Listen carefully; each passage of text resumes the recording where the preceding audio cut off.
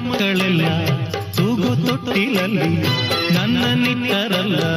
ತಿಪ್ಪೆ ತೊಟ್ಟಿಯಲ್ಲಿ ನಾನು ಏನು ಪಾಪ ಮಾಡಿದೆ